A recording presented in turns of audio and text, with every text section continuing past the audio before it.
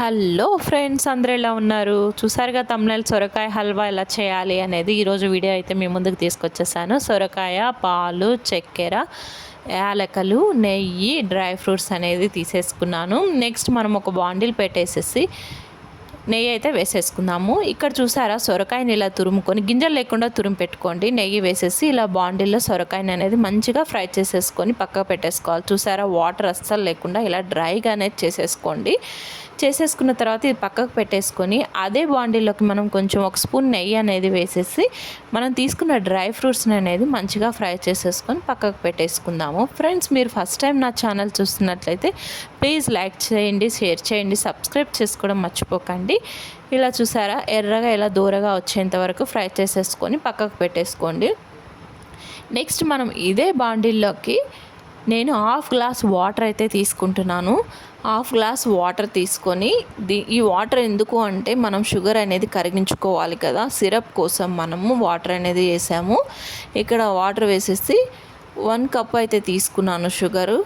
నేను ఇక్కడ medium size సొరకాయ తీసుకున్నాను కాబట్టి నాకు 1 కప్కు ఇంకా తక్కువే పడుతుందని. షుగర్ ఎక్కువ తీసుకునే వాళ్ళంటే 1 కప్ కరెక్ట్ అయితే అవుతుంది మీకు. ఇక్కడ చూస్తున్నారు కదా, ఇలా అయితే వేసాను. మీకు షుగర్ ఎక్కువ తీసుకునే వాళ్ళు 1 కప్పు వేసేసుకోండి, కరెక్ట్ వస్తుంది. ఇక్కడ ఇదంతా కరిగించుకోవాలి. లో ఫ్లేమ్లో పెట్టుకొని మంచిగా అనేది కరిగించుకోండి షుగర్ని. నెక్స్ట్ పాలు అనేది పక్కకు వేరే బాండిల్ పెట్టుకొని పాలు అనేది వేసేసుకొని మంచిగా కలుపుకుంటూ దగ్గరకు అయ్యేంత వరకు బాయిల్ అనేది చేసేసుకోవాలి మిల్క్. ఇక్కడ చూడండి, షుగర్ సిరప్ కూడా కరుగుతూ ఉంది. ఇలా కరుగుతుంది కదా, పక్కకు మంచిగా బాయిల్ చేసేసుకున్నాము అంటే పాలు కూడా కలుపుతూ మీడియం ఫ్లేమ్లో కలుపుకుంటూ రావాలి. ఎందుకంటే లేకపోతే పాలు కూడా గడ్డలుగా ప్లస్ మీగడ అనేది కట్టేస్తుంది.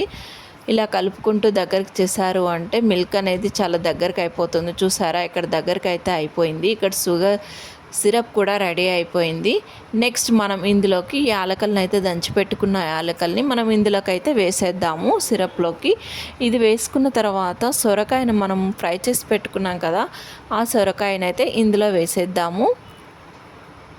ఇందులో వేసేసాక మంచిగా కలుపుకుంటూ మనం నెక్స్ట్ ఆ మిల్క్ను కూడా ఇందులో వేసేసి మంచిగా దగ్గరికి అయ్యేంత వరకు మనం కలుపుకుంటూ ఉండాలి. ఇది కూడా లో ఫ్లేమ్లో పెట్టుకొని కలుపుకోండి, లేదంటే మాడిపోతే టేస్ట్ కూడా మంచిగా రాదు కదా.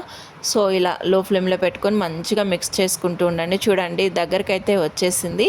ఇలా దగ్గరికి కలుపుకుంటూ చేశారు అంటే మాడకుండా మంచిగా అయితే దగ్గరికి అయిపోతుంది, డ్రైగా కూడా వచ్చేస్తుంది.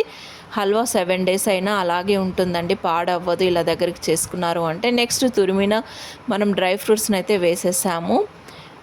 దీంట్లో కలర్ కూడా యాడ్ చేసుకోవచ్చు అండి. నేనైతే అది ఆప్షనల్, మీ ఇష్టం. నాకైతే నచ్చదు కాబట్టి నేను దీంట్లో అయితే వేయలేదు.